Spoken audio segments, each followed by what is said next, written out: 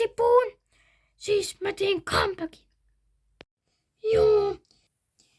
No, siis se mun alkuperäinen puu, se jäi metsäkoneen alle. Ja sit kun Ratsutila Felikin muutti, niin sit mäkin. Tuossa on toi muu P-kartta. Ja tietää miksi on pilalla. Mun hattu on kadonnut, mut sen sijaan mä löysin ton takin. Se on joku Tiinan räsytokki. Minu alas. Kuka sä oot? Mun rikkaat paa! Mun tikkaat meni rikki! Tajuut sä? Sus tuli nyt sit varmaan mun heppa.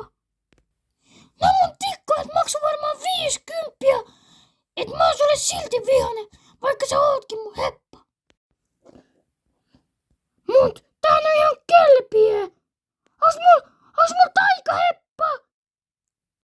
Jee! Mut mä oon sulle silti vihanen.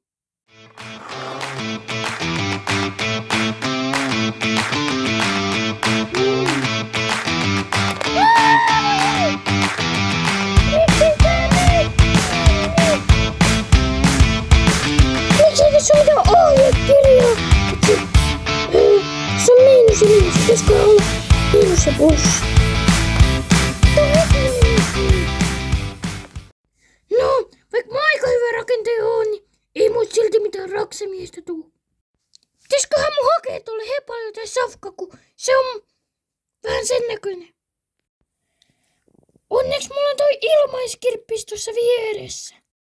Kauppaa!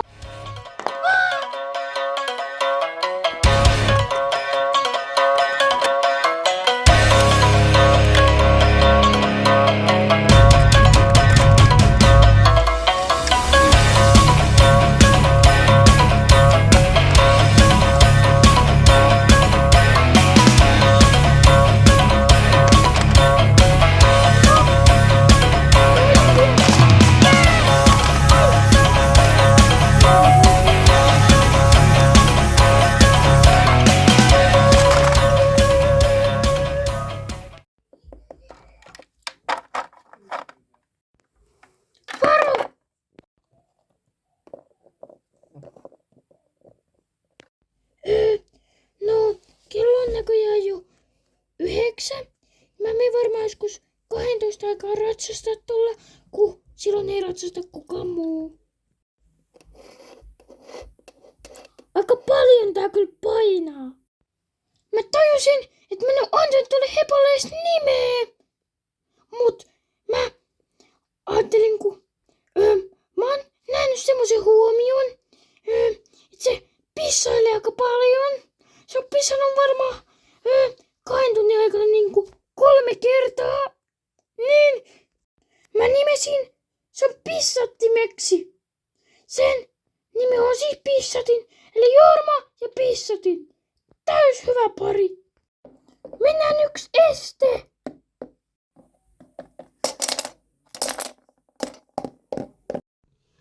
Pissatti!